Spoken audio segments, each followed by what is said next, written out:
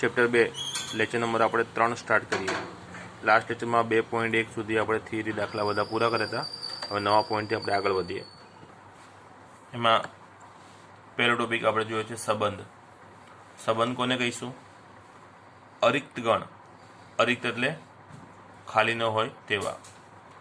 અરિક્ત ગણ એ અને બી માટે એ ક્રોસ બી આપણે કરીએ તો એ ક્રોસ બીના કોઈ પણ ઉપગણને એ થી બીનો સંબંધ કહે છે. ખ્યાલ આવી ગયો? એ ક્રોસ બીનો આપણે કોઈ પણ ઉપગણ બનાવીએ તો એ ક્રોસ બીના કોઈ પણ ઉપગણને આપણે શું કહીશું? એ થી બીનો સંબંધ કહીશું. બરાબર? હમણાં ઉદાહરણ દ્વારા આપણે સમજીશું. એટલે કે જો આર એ ક્રોસ બીનો ઉપગણ હોય તો આર શું કહેવાય? એ થી બીનો સંબંધ છે. બરાબર? હવે એ થી બીનો સંબંધ એ વસ્તુ આપણે અહીંયા સમજ્યા. હવે એક બીજો શબ્દ છે એ પરનો સંબંધ. ગણ એ પરનો સંબંધ. હવે ગણ એ પરનો સંબંધ એવું આપણે ક્યારે કહીશું? તો જો એ અરિક્ત ગણ હોય, બરાબર, તથા એ ક્રોસ એના કોઈ પણ ઉપગણને એથી એનો એટલે કે એ પરનો સંબંધ કહીશું. જેમ આપણે એ ક્રોસ બીનો ઉપગણ હોય, અહીંયા આર એ ક્રોસ બીનો ઉપગણ છે તો આપણે શું કીધું? આર એ થી બીનો સંબંધ છે. એ જ પ્રમાણે જો આર એ ક્રોસ એનો ઉપગણ હોય તો એ શું કહેવાય? એ થી એ પરનો સંબંધ. એ થી એ પરનો સંબંધ એ વસ્તુને ટૂંકમાં એ પરનો સંબંધ કહેવાય છે. ખ્યાલ આવી ગયો? ફરી કહી દઉં, જો એ અરિક્ત ગણ હોય તો એ ક્રોસ એના કોઈ પણ ઉપગણને આપણે શું કહીએ છીએ? એ થી એનો સંબંધ. હવે એ થી એનો સંબંધ છે એ વસ્તુને ટૂંકમાં કહેવાય છે ગણ એ પરનો સંબંધ. ક્લિયર? આમ એ ક્રોસ એનો દરેક ઉપગણ એ પરનો સંબંધ કહેવાય. ક્લિયર? હવે અહીંયા શબ્દો છે પ્રદેશ, વિસ્તાર અને સહપ્રદેશ. આ ત્રણ શબ્દો આપણે સમજીએ. પ્રદેશને કહેવાય છે ડોમેઇન, વિસ્તારને કહેવાય છે રેન્જ અને સહપ્રદેશને કહેવાય છે કોડોમેઇન. બરાબર? તો ચલો ત્રણેય શબ્દો સમજીએ આપણે. હમણાં આપણે સંબંધની વાત કરી. એમાં ધારીએ કે જો આર એ થી બીનો સંબંધ હોય. હવે આરને શું કીધું? એ થી બીનો સંબંધ. તો હમણાં આપણે જે સમજ્યા એ પ્રમાણે આર શું હશે? એ ક્રોસ બીનો ઉપગણ હશે. એ વસ્તુ આપણે ઇનડાયરેક્ટલી હવે મગજમાં આવી જવી જોઈએ. જો આર એ થી બીનો સંબંધ હોય તો આરની પ્રત્યેક ક્રમયુક્ત જોડના પ્રથમ ઘટકથી બનતા ગણને આરનો પ્રદેશ કહેવાય. હવે આર શું છે? એ થી બીનો સંબંધ છે. એનો અર્થ થાય આર એ ક્રોસ બીનો ઉપગણ છે. એટલે આરમાં જે ઘટકો હશે એ કયા ઘટકો હશે? તો એ ક્રોસ બીના જે ઘટકો હશે એમાંના અમુક ઘટકો હશે અથવા બધા હશે. ટૂંકમાં આરના ઘટકો એ ક્રોસ બીમાંથી આવેલા છે. હવે એ ક્રોસ બીમાં તો કેવી ક્રમયુક્ત જોડ હોય? તો જેટલી ક્રમયુક્ત જોડ ગણ આરમાં આવી હોય એ બધી ક્રમિક જોડના જે પહેલા ઘટક હોય ને એ પહેલા ઘટકોથી બનતા ગણને આરનો પ્રદેશ કહીશું. તથા જેટલી પણ ક્રમિક જોડ આવી છે એના બીજા ઘટકોથી બનતા ગણને આરનો વિસ્તાર કહીશું.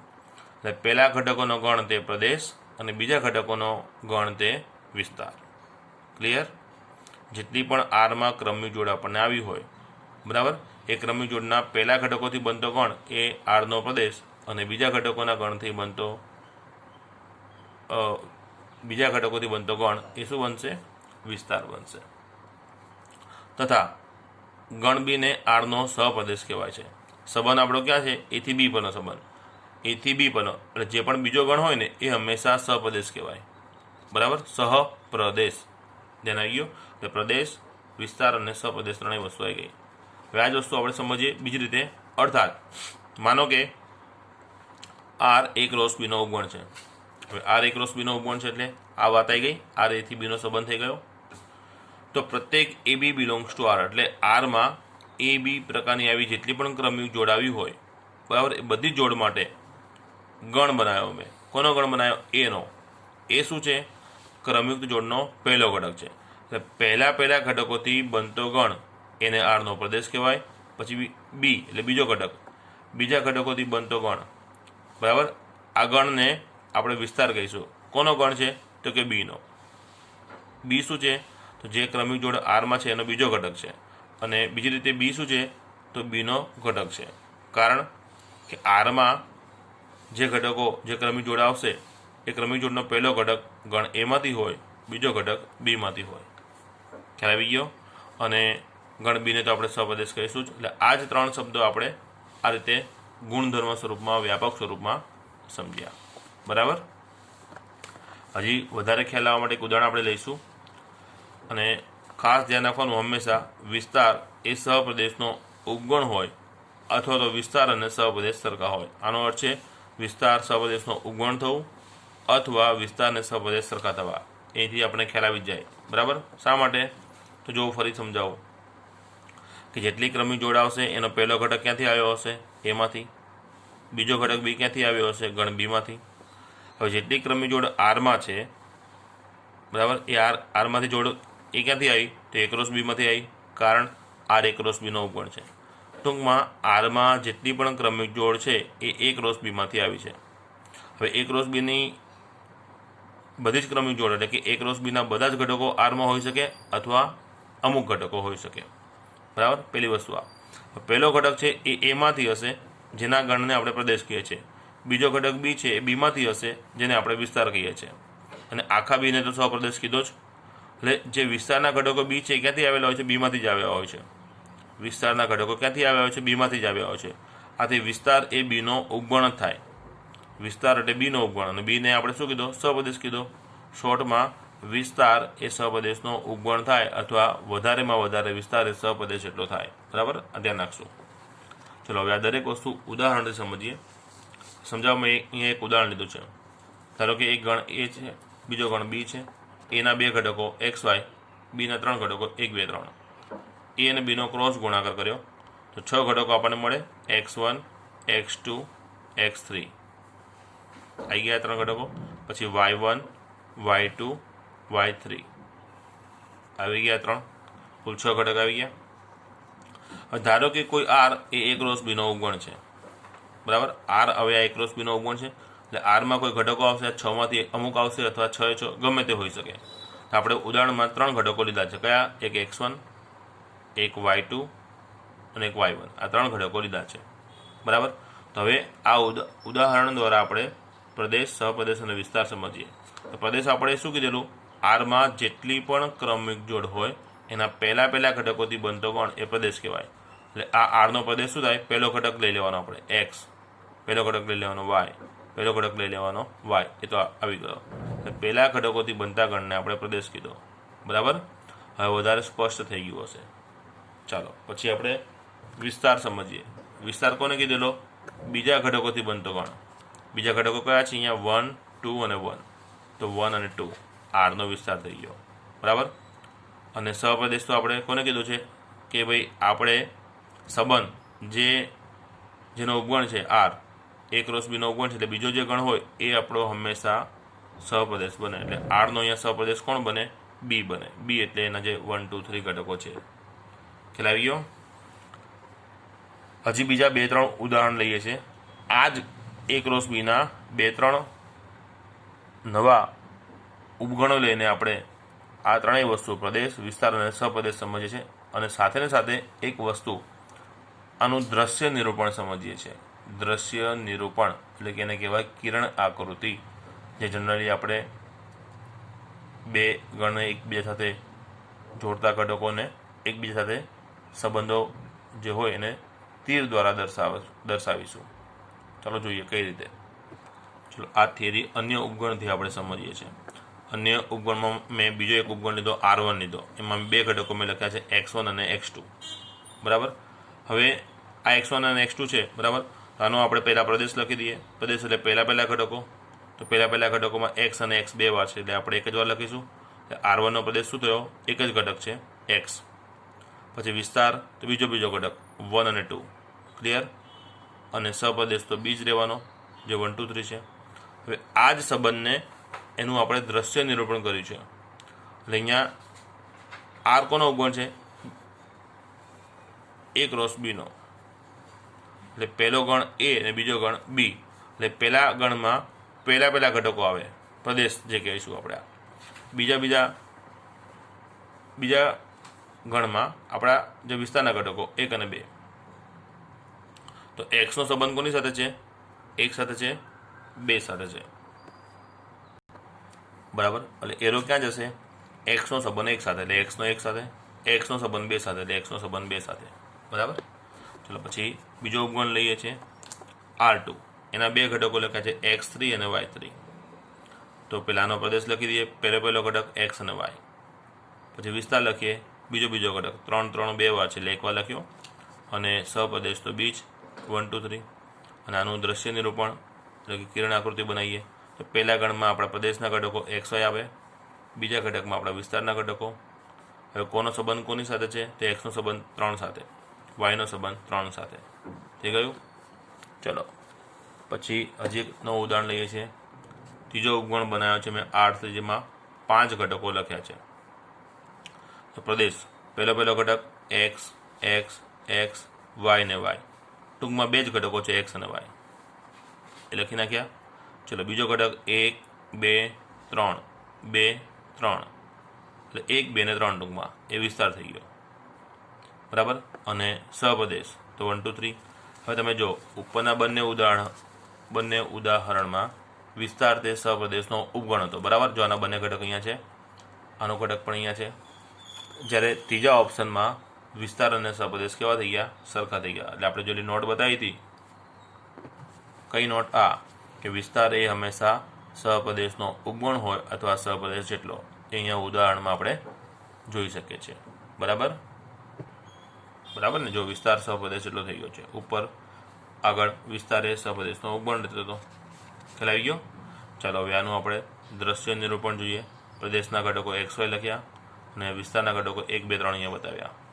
હવે એક્સનો સંબંધ 1 2 અને 3 સાથે છે એટલે એક્સનો 1 સાથે, 2 સાથે અને 3 સાથે સંબંધ બતાવ્યો. બરાબર. રેડ લાઇનથી બતાવ્યો છે. પછી વાયનો સંબંધ 2 અને 3 સાથે છે એટલે મેં ગ્રીન લાઇનથી બતાવ્યો છે. જુઓ, વાય 2 સાથે છે અને વાય 3 સાથે. ટૂંકમાં અહીંયા રહેલા ઘટકોમાંથી કોની સાથે સંબંધ દર્શાવે છે? જેની સાથે સંબંધ હોય એને એરો સાથે આપણે જોડી દેવાના. આ સિમ્પલ એનું દ્રશ્ય નિરૂપણ કહેવાય. ખ્યાલ આવી ગયો. તો હવે આમાં ધ્યાન રાખવાની બાબતમાં પહેલી વસ્તુ કે સંબંધને યાદી સ્વરૂપમાં કે ગુણધર્મ સ્વરૂપમાં દર્શાવી શકાય. સંબંધને આપણે યાદી સ્વરૂપમાં દર્શાવી શકાય અથવા તો ગુણધર્મ સ્વરૂપમાં. જેમ કે સંબંધ એટલે કે ઉપગણ અહીંયા જે બતાવ્યું છે એ યાદી સ્વરૂપ છે, અને આ જ વસ્તુને આ જ ઘટકોને સમાવી દે એવો કોઈ ગુણધર્મ પણ તમે બનાવી શકો. બરાબર. પહેલી બાબત ધ્યાનમાં જે રાખવાની છે તે. બીજી વસ્તુ, કિરણ આકૃતિ એ સંબંધનું દ્રશ્ય નિરૂપણ છે. આ જે વસ્તુ બનાવી તે આને કહેવાય કિરણ આકૃતિ અથવા દ્રશ્ય નિરૂપણ કહેવાય. કિરણ આકૃતિ એ શું છે? આ સંબંધનું દ્રશ્ય નિરૂપણ છે. બરાબર. તો આટલી વસ્તુ આપણે ધ્યાનમાં રાખીશું અને એના આધારે આપણે પછીનું સ્વાધ્યાય 2.2 એ શરૂ કરીએ.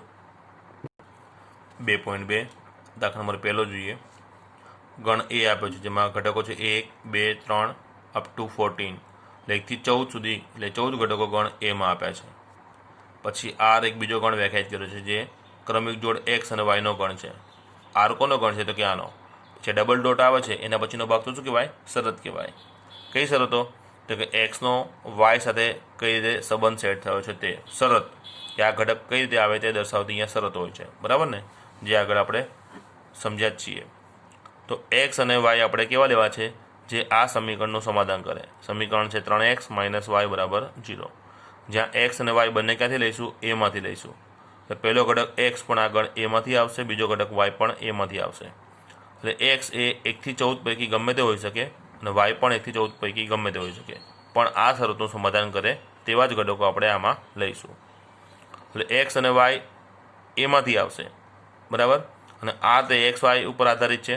ટૂંકમાં આરના જે પણ ઘટકો છે ને એ બધા જ ઘટકો 1 એના ઘટકો છે. એટલે આર અહીંયા શું કહીશું આપણે? 1 એનો ઉપગણ, એટલે આર એથી એનો સંબંધ કહેવાય. ટૂંકમાં આર ગણ એ પરનો સંબંધ છે. બરાબર ને.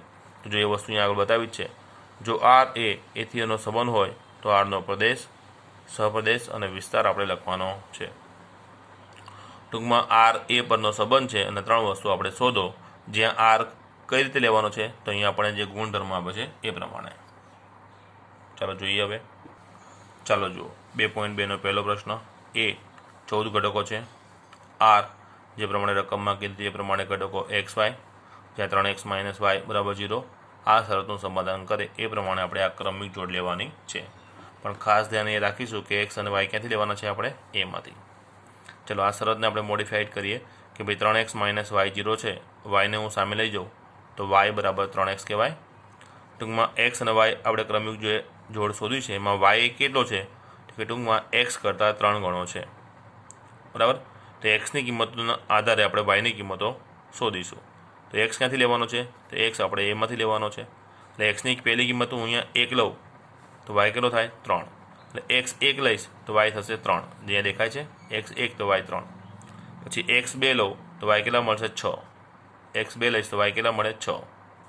પછી એક્સની કિંમત 3 લઈશ તો વાય કેટલા મળે? 9, બરાબર. પછી એક્સ 4 લઈશ તો વાય કેટલા મળે? 12, બરાબર. પછી એક્સ 5 લઈશ તો એક્સ કેટલા લઈશ? 5, તો 5 તરી 15, વાય કેટલા થઈ જાય? 15. હવે એક્સ તો 5 લઈ શકે છે, પણ એક્સ જો 5 લઈશું ને તો વાય કેવો બને છે? 15 બને છે. પણ 15 તો આપણા ગણેમાં ઘટક તરીકે છે નહીં, એટલે આગળ વધાશે નહીં. એટલે આ શરતનું સમાધાન કરે અને એક્સ વાય આપણે એમાંથી લેતા હોઈએ તો એક્સ વાય પ્રકારની આપણી પાસે 4 ક્રમિક જોડ મળે. ક્લિયર? સિમ્પલ. બસ, તો હવે યાદી આવી ગઈ. તો પ્રદેશ, વિસ્તાર અને સપ્રદેશ તો આપણે સરળતાથી લખી શકીએ. પ્રદેશ એટલે શું થાય? પહેલો ઘટક 1, 2, 3 ને 4 થઈ ગયું. અને વિસ્તાર જે આવેલા જવાબ છે 3, 6, 9 અને 12. ક્લિયર? અને સપ્રદેશ શું થાય? તો સંબંધ આર એ એક રોસ એનો ઉપગણ છે, એટલે એથી એનો સંબંધ છે, એટલે જે બીજો ગણ હોય એ આપણો સપ્રદેશ બને. બીજો ગણ તો ગણ એ પોતે જ છે, એટલે આરનો સપ્રદેશ કયો થઈ જાય? એ. ક્લિયર? હવે 2.2નો આપણે બીજો પ્રશ્ન જોઈએ.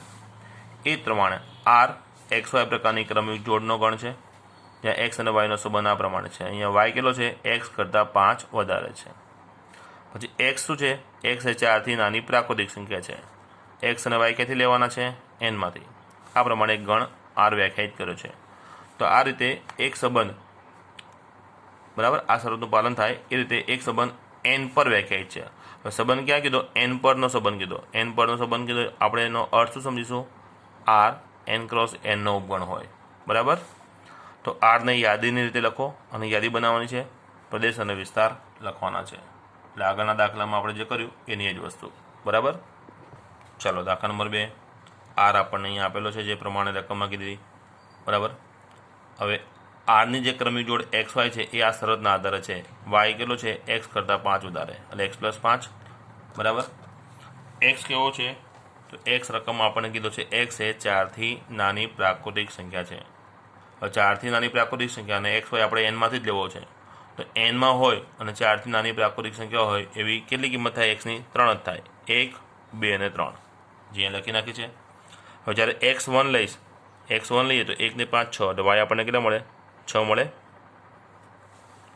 પછી એ જ પ્રમાણે સિમ્પલ, એક્સ જ્યારે 2 હોય ત્યારે 2 + 5 વાય 7 થઈ જાય, અને એક્સ 3 હોય ત્યારે વાય કેટલા થઈ જાય? 8.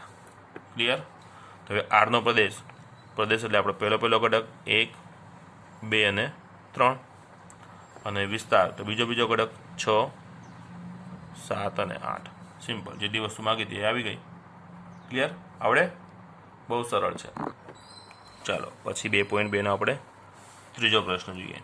એ આપ્યા છે 1, 2, 3, 5, બી આપ્યા છે 4, 6, 9, આર છે એક્સ વાયનો ગણ, જ્યાં એક્સ અને વાયનો તફાવત કેવો થવો જોઈએ? અયુગ્મ. એટલે એક્સ અને વાયની બાદ બાકી અયુગ્મ એટલે કે એકી સંખ્યા થાય, બરાબર.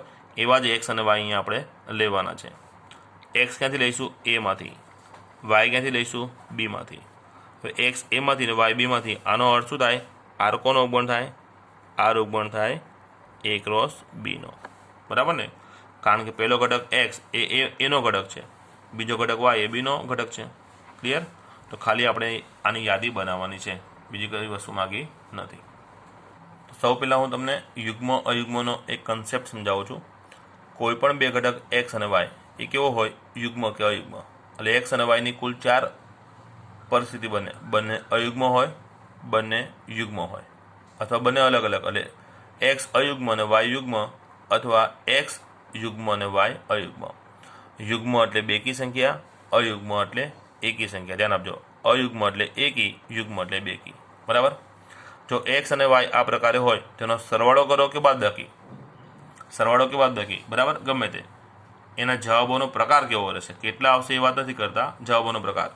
તો જ્યારે બંનેનો પ્રકાર સરખો હોય ને, અયુગ્મ અયુગ્મ અથવા યુગ્મ યુગ્મ, તો બંનેનો સરવાળો કે બાદબાકી યુગ્મ જ આવે,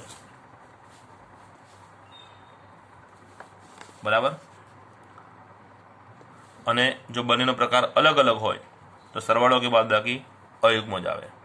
દાખલા તરીકે અયુગ્મ તરીકે 1 અને અયુગ્મ તરીકે 3 લઉં તો 1 + 3 4 યુગ્મ થઈ ગયું. બંને યુગ્મ લઉં, 1 2 લઉં, 1 4 લઉં તો 2 અને 4નો સરવાળો 6 પણ યુગ્મ થઈ ગયો. ક્લિયર. અને અલગ અલગ તો 1 અયુગ્મ અને 1 યુગ્મ. અયુગ્મ તરીકે મેં 1 લીધો, યુગ્મ તરીકે મેં 4 લીધા, તો 1 અને 4નો સરવાળો 5 બાદબાકી 3, જે લો તે અયુગ્મ થઈ ગયું. યુગ્મ તરીકે 6 લઉં, અયુગ્મ તરીકે 3 લઉં તો 6 અને 3નો સરવાળો 9, 6 અને 3ની બાદબાકી 3, એટલે સરવાળો કે બાદબાકી કરો અયુગ્મ થાય. ક્લિયર. ટૂંકમાં સમાન પ્રકારમાં સરવાળા બાદબાકીમાં યુગ્મ આવે, અલગ અલગ પ્રકારમાં સરવાળા બાદબાકીમાં અયુગ્મ આવે, બરાબર. આ સરવાળા બાદબાકીનો અર્થ સમજ્યા. હવે આપણે ગુણાકારનો અર્થ સમજીએ. તો ગુણાકારમાં તો જો બધી જ સંખ્યા અયુગ્મ હોય ને, બરાબર, તો જ ગુણાકાર અયુગ્મ થાય. બાકી ગુણાકારમાં ઓછામાં ઓછી એક સંખ્યા જો યુગ્મ આવી જાય પછી એ ગુણાકાર ગમે તેટલા અંકોનો હોય, જવાબ યુગ્મ જ આવે. એટલે અયુગ્મ એક જ કિસ્સામાં આવે છે, જેટલા ઘટકોનો ગુણાકાર થતો હોય બધા અયુગ્મ હોય તો જ ગુણાકાર અયુગ્મ આવે. બાકી એક પણ ઘટક યુગ્મ આવી જાય એટલે ગુણાકાર યુગ્મ થઈ જાય, બરાબર. માનો કે મેં 3 અને 7નો ગુણાકાર કર્યો તો બંને અયુગ્મ છે, એટલે 21 જવાબ આવે. 21 પણ અયુગ્મ છે. અને ફરી મેં 1થી ગુણ્યો, 1 અયુગ્મ છે, જવાબ તો 21 રહેવાનો. ફરી મેં 5થી ગુણ્યો, 21 × 5 = 105 થાય. જો બધા અયુગ્મ આંકડા છે એટલે ગુણાકાર અયુગ્મ જ આવે. પણ ગમે તે એક સંખ્યા મેં યુગ્મ લખી નાખી તો તરત જવાબ થઈ ગયો 210, યુગ્મ થઈ ગયો, બરાબર. તો સરવાળો બાદબાકી ક્યારે યુગ્મ અયુગ્મ થાય અને ગુણાકાર ક્યારે યુગ્મ અયુગ્મ થાય એ વસ્તુ આપણે સમજ્યા. હવે આપણા મૂળ પ્રશ્ન ઉપર આપણે જતા રહીએ. ચાલો તો પછી હવે એ પ્રમાણે દાખલા નંબર 3 જોઈએ. A 1 2 3 5, B 4 6 9. આરમાં આપણે એક્સ અને વાયની એવી ક્રમિક જોડ લેવાની છે જ્યાં એક્સ અને વાયનો તફાવત કેવો થવો જોઈએ, અયુગ્મ. આ બંને વચ્ચેનું અંતર, હવે તફાવત કેટલો થવો જોઈએ, અયુગ્મ. એક્સ આપણે એમાંથી લઈશું, એક્સ એમાંથી લેવો છે એટલે એક્સ ક્યાંથી લઈશું, 1 2 3 5, અને વાય ક્યાંથી લેવાનો, બીમાંથી, એટલે 4 6 9 તરીકે આવે. હવે બેનો તફાવત અયુગ્મ રહેતો હોય ને, બરાબર, એવી કિંમતો આપણે અહીંથી લેવાની છે. ચાલો તો આરના ઘટકો લઈએ. પહેલો એક્સની કિંમત આપણે ક્યાંથી લઈશું, એમાંથી લઈશું. એક્સ એમાંથી લેવો છે, બરાબર. એક્સની પહેલી કિંમત હું 1 લઈ લઉં. હવે એક્સ તરીકે 1 લઉં, ધ્યાન આપજો. તો 1 તરીકે શું ચાલે, તો આપણે વાય એવો લેવાનો છે જેથી એક્સ અને વાયનો તફાવત કેવો થાય, અયુગ્મ થાય.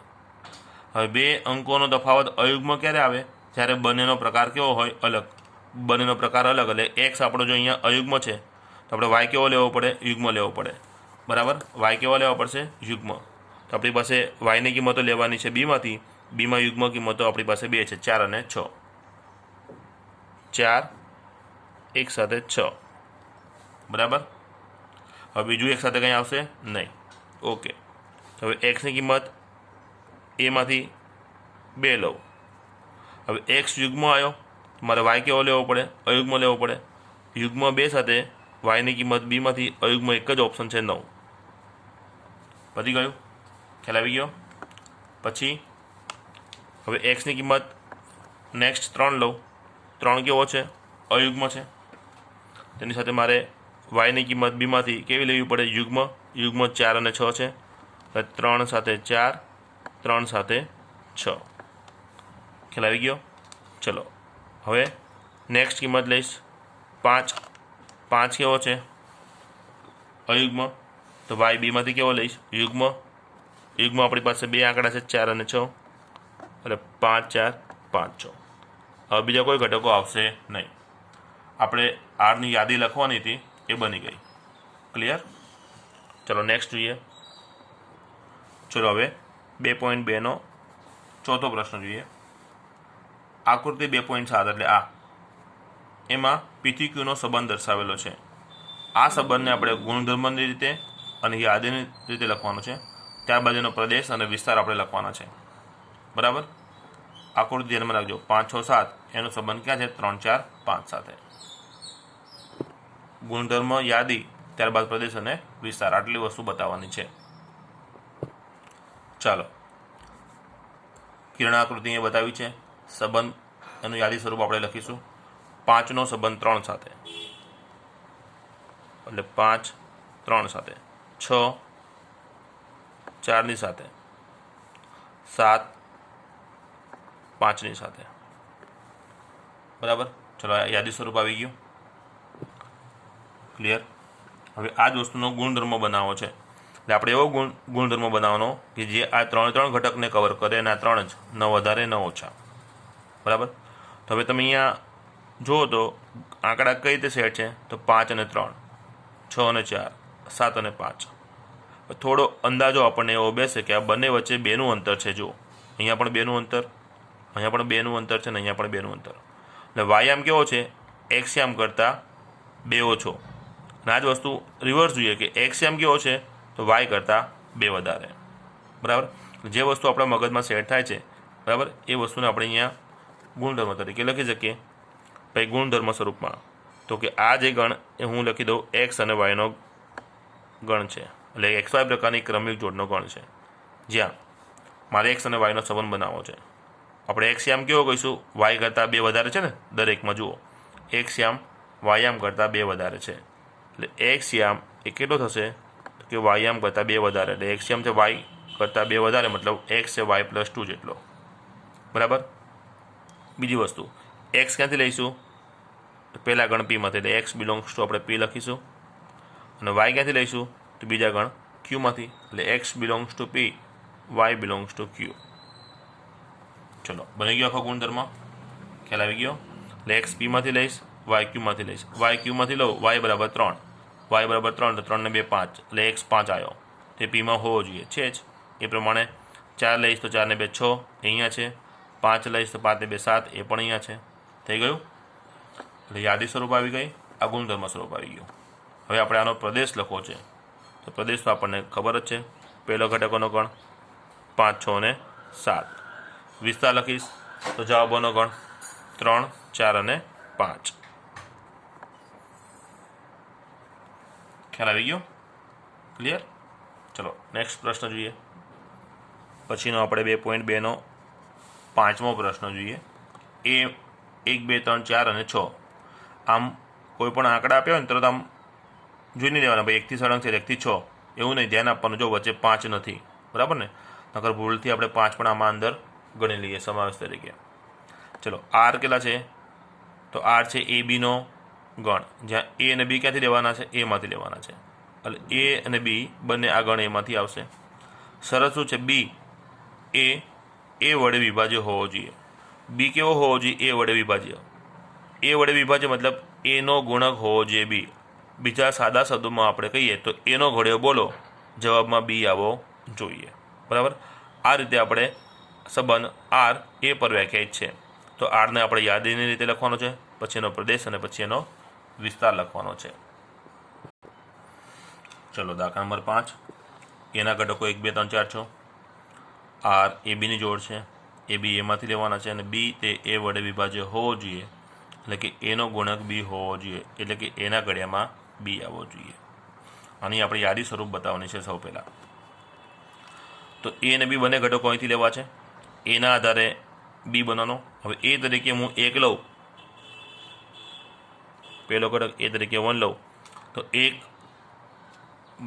એની કિંમત મેં 1 લીધી. હવે બીની કિંમત મારે ક્યાંથી લેવાની છે? તો બી પણ એમાંથી લેવો છે. અને બીની કિંમત 1 2 3 4 અને 6 પૈકી ગમે તે હોઈ શકે. શરત પ્રમાણે એના ઘડિયામાં બી આવવો જોઈએ. એના ઘડિયા માટે એનો ગુણક, તો એ તરીકે 1 લીધો. તો 1નો ગુણક આમાંથી કોણ છે? તો 1ના તો ગુણક બધા જ હોય, એટલે 1ના ગુણક 1ના ઘડિયામાં 1 આવે, 2 આવે, 3 આવે, 4 આવે અને 6 આવે. એટલે બી તરીકે હું 1 પણ લઈ શકું, પછી બી તરીકે 2 આવે, બી તરીકે 3 આવે, બી તરીકે 4 આવે અને બી તરીકે 6 આવે. બરાબર. એ બરાબર મેં 1 લીધો, એટલે આમાં 1નો ગુણક કોણ? તો બધા જ. ચલો, પૂરું. હવે એ તરીકે બીજી કિંમત 2 લઉં, તો હવે આ બધામાં 2નો ગુણક કોણ? તો 2નો ગુણક 2 પોતે 4 અને 6, એટલે 2નો સંબંધ 2 સાથે, 2નો સંબંધ 4 સાથે, 2નો સંબંધ 6 સાથે. પૂરું. પછી એ તરીકે 3 લઈશ તો 3નો ગુણક 3 અને 6 આવશે. એટલે 3 લીધો તો 3નો ગુણક 3, 3નો ગુણક 6. ક્લિયર. પછી એ તરીકે 4 લઉં તો 4નો ગુણક તો અહીંયા 4 પોતે એક જ છે, બીજો કંઈ આવશે નહીં. અને એ તરીકે હું 6 લઈશ તો 6નો ગુણક એક પોતે જ, બીજો કોઈ આવે નહીં. બરાબર.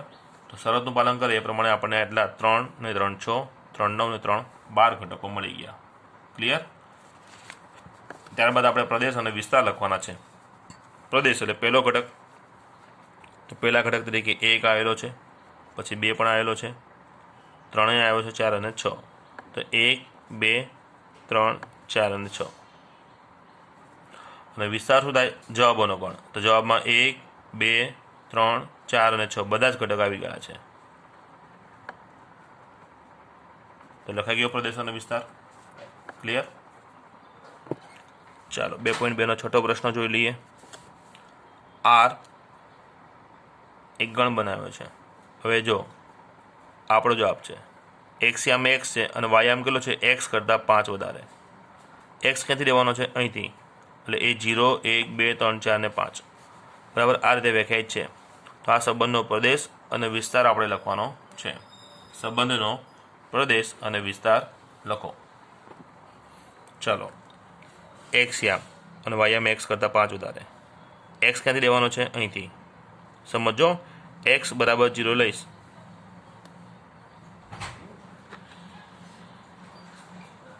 તો વાયામ કેટલો થાય? 0 + 5 બરાબર. પછી એક્સ બરાબર 1 લઉં તો 6. તમે વિચારો 6 તો અહીંયા છે નહીં, પણ આપણે શરત કોની છે? એક્સની છે. એક્સ આ પ્રમાણે લેવાનો, વાયામની કોઈ ડિમાન્ડ છે નહીં. બરાબર. વાયામ એ એક્સ + 5 છે. વાયામ કેટલો છે? એક્સ + 5. શરત પ્રમાણે એક્સ 0 થી 5માં રહેવો જોઈએ. શરત પ્રમાણે એક્સ 0 થી 5માં રહેવો જોઈએ. વાયામ ક્યાં રહેશે એવી કોઈ શરત નથી. બરાબર. અને એ ગમે તે લઈ શકાય. અને બીજા અર્થમાં એક્સ + 5 6 થયા છે. હવે એક્સ + 5 6 થયા ત્યારે એક્સ તો 1 જ છે, જે આમાંથી જ કહેવાય. ચલો ટૂંકમાં એક્સની કિંમત 2 લઈશ તો વાયામ 7, એક્સ 3 લઈશ તો વાય 8, એક્સ બરાબર 4 લીધા તો 4 + 5 9, એક્સ મેં 5 લીધા તો 5 + 5 10. યાદી આવી ગઈ. ક્લિયર. ચાલો હવે પ્રદેશ લખો છે. પ્રદેશ તો આપણો પહેલો ઘટક 0 1 2 3 4 અને 5. ત્યારબાદ વિસ્તાર લખો છે. તો આપણે આવેલા જવાબો 5 6 7 8 9 ને 10. 5 6 7 8 9 ને 10. ક્લિયર. નેક્સ્ટ જોઈએ. ચલો આ જ પ્રમાણે 2.2નો આપણે 7મો પ્રશ્ન જોઈએ. સંબંધ આર કેવો છે? આ પ્રમાણે એક્સ યામ એક્સ છે તો વાયામ એનો ઘન છે. એક્સ કેવો છે? 10 કરતાં નાની અવિભાજ્ય સંખ્યા. માત્ર આની આપણે યાદી બનાવવાની છે. ચાલો. એક્સ શું છે? 10 કરતાં નાની અવિભાજ્ય સંખ્યા. તો 10 કરતાં નાની અવિભાજ્ય સંખ્યા તો 1 તો અવિભાજ્ય કહેવાય નહીં. પછી 2 3 4 આવશે નહીં. 5 આવશે હા. 6 અવિભાજ્ય ન કહેવાય. 7 અવિભાજ્ય કહેવાશે. પછી 8 નહીં કહેવાય. 9 નહીં કહેવાય. તો એક્સના આપણી પાસે આટલા ઓપ્શન આવી ગયા 2 3 5 અને 7 જે 10 કરતાં નાની અવિભાજ્ય સંખ્યા છે. હવે દરેકનો વાયામ આપણે લખી દઈએ. જે શું બતાવે છે? ખાલી આનો ઘન બતાવે છે. તો 2નો ઘન 8, 3નો ઘન 27, 5નો ઘન 125 અને 7નો ઘન 343. ફક્ત યાદી લખવાની હતી. ક્લિયર. જો પ્રદેશ માગ્યો હોય તો થઈ જાય 2 3 5 7 અને વિસ્તાર માગ્યો હોય તો 8 27 125 અને 343. ક્લિયર. હવે પહેલાં 9મો પ્રશ્ન જોઈએ છે. આર છે ઝેડ પરનો સંબંધ, જ્યાં એ બી પ્રકારની ક્રમિક જોડાવશે. એ અને બી બંને ક્યાંથી લેવાની છે? ઝેડમાંથી. ઝેડ એટલે બધા પૂર્ણાંકો થયા. શરત શું છે? એ અને બીની બાદબાકી કેવી હોવી જોઈએ? પૂર્ણાંક હોવી જોઈએ. તો આ રીતે વ્યાખ્યાયિત છે. આરનો પ્રદેશ અને વિસ્તાર મેળવવાનો છે. આર ઝેડ પરનો સંબંધ છે એટલે એ અને બી ઝેડમાંથી લેવાના છે, જે અહીંયા પણ કીધું છે. હવે એ શું છે? ઝેડનો ઘટક. એટલે એ પૂર્ણાંક થયો, બી પણ ઝેડનો ઘટક, બી પણ પૂર્ણાંક થયો. તો બે કોઈ પણ પૂર્ણાંક લો, માનો કે 5 અને 8, તો બાદબાકી અહીં -3, 14 અને 6, બાદબાકી અહીં 8. તો બે પૂર્ણાંકોનો તફાવત હંમેશા પૂર્ણાંક જ આવે, બરાબર. શરત એવું જ કહે છે કે એ અને બી આપણે એવા લેવાના જેનો તફાવત કેવો હોવો જોઈએ, પૂર્ણાંક. અને એ અને બી ક્યાંથી લેવા છે? ઝેડમાંથી. એનો મતલબ એ અને બી તમે ગમે તે લેશો ઝેડમાંથી, બાદબાકી હંમેશા પૂર્ણાંક જ આવવાની છે, બરાબર.